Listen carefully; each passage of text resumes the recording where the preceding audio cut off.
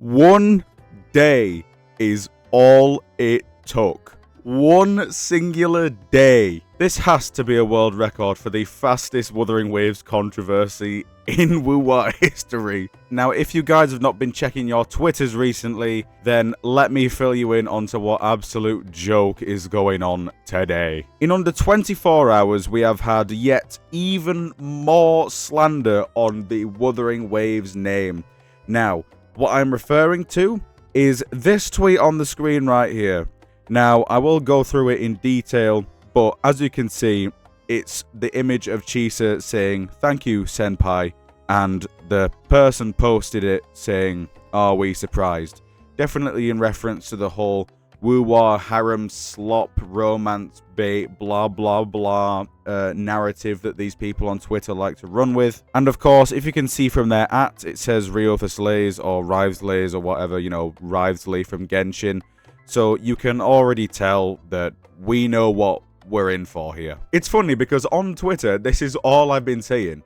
I am chronically online, so this is definitely not as big as it seems, but it is just funny. And I thought, why not make a video on it? Why not just humiliate this guy even more? Because I'm going to look at the replies right now, and there are not one, not two, but 3 replies that ratio them. One with 1.8k likes, one with 2.2k likes, and one with 2.2k likes again. Now you may be thinking, well, these like counts are actually quite low, but if you look at the tweet again, it's got almost 1 million views. 1 million views! I know the moral of the story is supposed to be at the end of the video, but I'm just going to preface this by saying, do not take these chronically online people seriously. If you are chronically online, you should also know that, but genuinely, do not take these people seriously. Especially a Genshin player, they just want to play the game to take the piss out of it. That's just all that they do. And, you know, it's just sad that some people have to do that. You know, they spend their time downloading Wuthering Waves and then having to download the update as well. They've had to go through the entire main quest, because obviously that's from the Seg quest, that Senpai moment. So they've had to sit through that. Ultimately, if they are just playing for that, then it's kind of pathetic, really. You know, if you just don't like Wuthering Waves and you want to take the piss out of it, then why are you playing it, you know? Just take the piss out of it from watching someone else play it, I don't know. Respect your time a bit more, because Jesus Christ. But with that being said, I actually think I should clear up maybe a few misconceptions that maybe a few people watching this video might have. Why is Wuthering Waves using Senpai? Well, as we know by now, 2.8 is very tropey. It's catered towards the JP audience, first of all.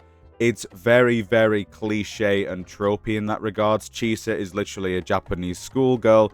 And of course, Senpai, in this case, is actually used correctly. Let me explain. So I've got a nice little overview here. It says that traditional Japanese context for Senpai, hierarchical relationships.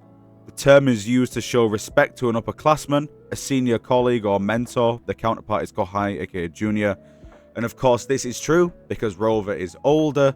Chisa views Rover as older, therefore, using the word Senpai. Duh. I feel like the word has lost a lot of its meaning, especially to Western audiences, because it just got sort of porn rotted in a way. Like, everybody just views Senpai as, like, in a romantic context, which it can be used in romantic context. Don't get me wrong, it's not like it is just hierarchy, right? It can be used in romantic context. It can also be used in a joking context as well. You have to analyze the context of the situation in this case. Yes, there is sort of a bit of romance, a bit of, like, I wouldn't say flirting or anything, because Wuthering Waves doesn't really do flirting, but it was very tropey, so of course they're going to be using these tropey words. To be honest with you, Rover is not the tropey guy, but if he was, he'd probably be calling her Junior or something. And again, going off track a bit, I did see a lot of people say that they didn't like this update because, you know, it featured all these tropes and stuff. But at the end of the day, I guess you could just say you're not the target audience. I mean, if you're a massive weeb, I feel like you would enjoy this update. Personally, for what it was, I have to preface this, for what it was, right, I enjoyed it. I know, personally anyways, I know that this update is not going to be 2.7. I'm not expecting cinema every time.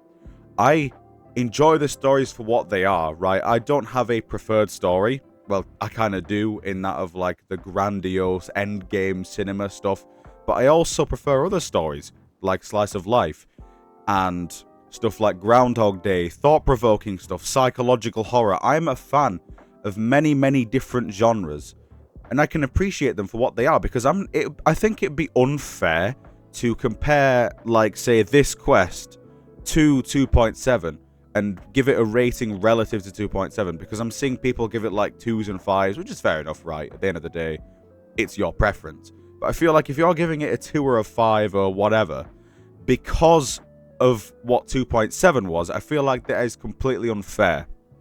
Because you have to take these things at face value and say, okay, it's clearly not supposed to be the type of story that 2.7 is, so let's just appreciate it for what it is. If you still can't do that, then that's totally fine, right? If it's not your cup of tea, then who am I to say it can be, right?